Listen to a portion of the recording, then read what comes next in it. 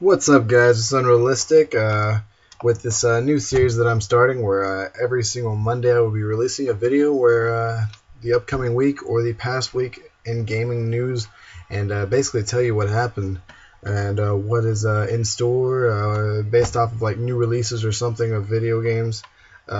Keep in mind this will only be Xbox 360 as, well, I only play Xbox 360, of course. Alright, so first to start it all off, in recent news, I've been reading a little bit, and it turns out that EA on all of their video games is dropping all the online passes, those annoying online passes.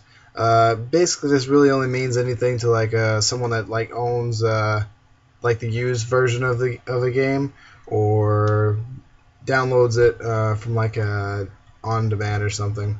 Basically all that the passes would do is grant you the online power to basically play against players all across the world.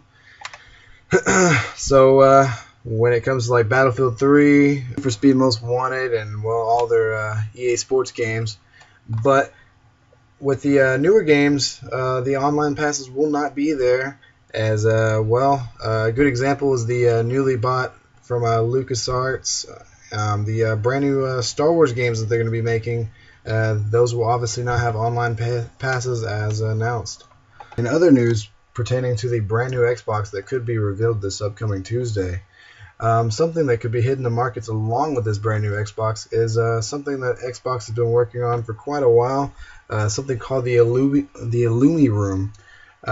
Supposedly it's basically kind of like a projector looking thing, and you're supposed to put it like a good like 10 feet in front of your TV, and it's supposed to basically like light up your whole wall along with your TV, of course. And it's supposed to be perfectly positioned to where like it's your TV.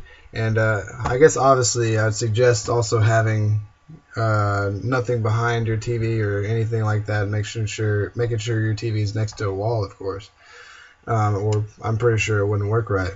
But supposedly when you shoot like on like a gun, it's supposed to make like ripples and waves, and basically like when you're reloading, like it's basically just supposed to like enhance the way you see video games, kind of like I think it was like last year when they tried showing the brand new like 3D TVs, and Xbox tried doing it as well, but it didn't really work out quite right.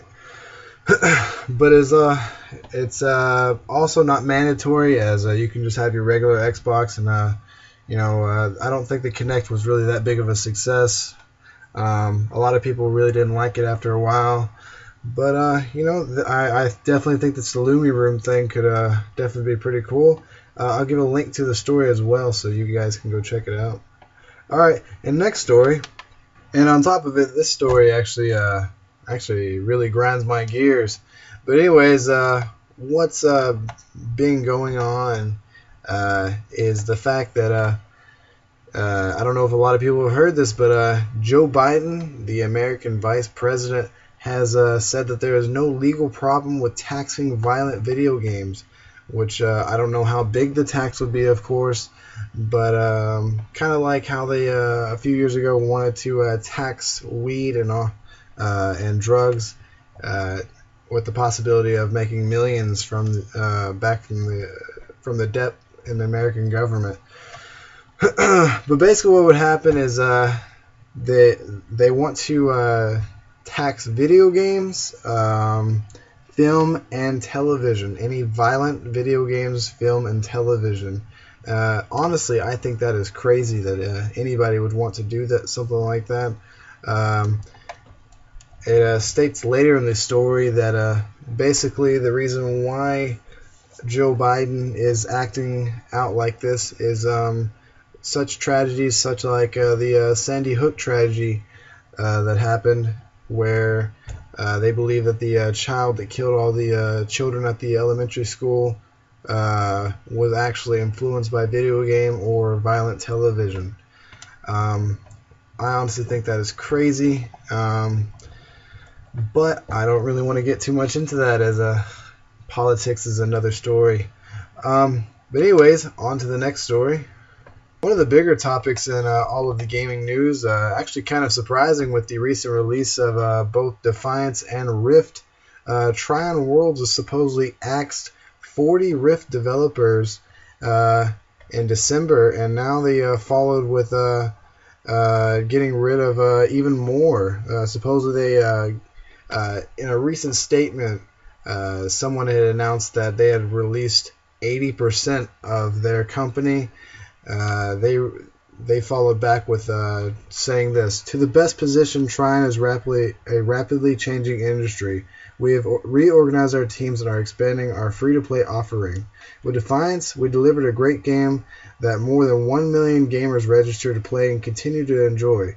As we progress from launch to ongoing development of the game, we're adjusting our staffing levels to deliver new content and improve features. Rift and our other titles in development were unaffected by these changes. We are very much looking forward to the free-to-play release of Rift and are excited by the other new titles currently in development. So basically, they're trying to say that that even though they have released a bunch of their developers, at the same time they're still moving forward and putting people in certain positions where they can learn to excel. So I guess we shouldn't really worry about Trion Worlds, but it's still a big topic, as it's not that often that a big name company like that that just now released Defiance and Rift, two of your bigger games. Defiance, a great game. I've played a few Let's Plays on this same exact YouTube channel, and I absolutely love the game. And it's just like I was saying, just not that often that you hear a company just releasing a huge, substantial amount of developers and then just still moving forward like nothing happened. But anyways, on to the next story. And by far the biggest news of, it actually happened yesterday, but by far the biggest news of this weekend or last week is the fact that Call of Duty Ghosts released a teaser video off of their Twitter account, and it just shows a short clip released through like this internet app called Vine, and basically shows what appears to be shots from an in-development version of the upcoming first-person shooter. And obviously, you really can't tell much from the short little film, but I really do.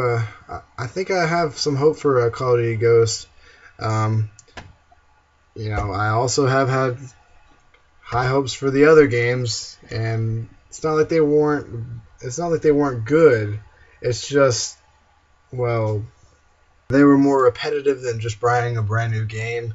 But this is not a time to go bashing the Call of Duty series or anything, because let's be honest, they're making millions and millions of dollars. So they obviously have the right formula somewhere. But with this upcoming week, we have 5 brand new games coming out this upcoming week. Probably the main blockbuster one will be Resident Evil Revelations. Looks to be a great game already. I've seen many previews of the video game and a lot of trailers for it, and the game is set for a release on May 21st.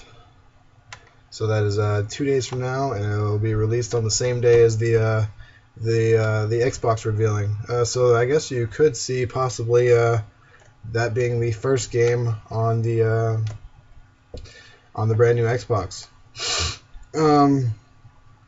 But anyways,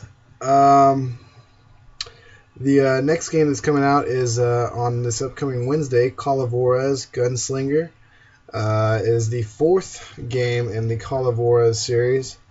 I really have not heard that much about this game. I think the first one was a great game, but ever since then, I owned the second one and I owned the third one. I've actually owned the other three ones that came out before this, and well, the second and third one just weren't as shabby as the first one. So I guess we don't have. I guess there's not really that high of an expectation for this game. But anyways, you should probably go. I don't know if you like cowboys and gunslinging. Probably go check that out. Fuse, a game that basically is sort of like a high-tech shooter meets Call of Duty meets Halo meets Unreal Tournament. You know, it's just like so many different types of games all mixed into one. If you've ever played Section 8, that would be another game that would also pertain to it. It's also another game that is made by EA, and it's a shooter. And the release date is the 28th. So this upcoming next, not this Tuesday, but the next Tuesday after that. So the fourth game that's coming up and within the next 2 weeks is Grid 2. The first Grid I thought was completely horrible, and I think most people actually agree with that.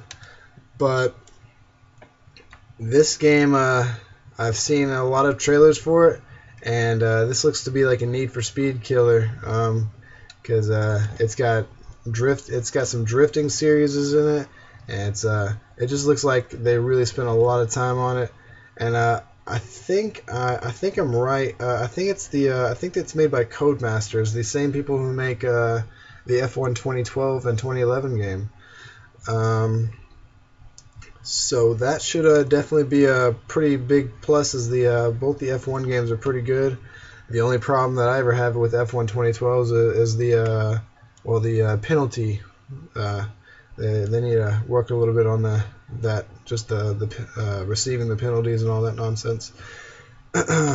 So you might want to go check that game out, as it's set for the not this Tuesday, but the next Tuesday after this upcoming one.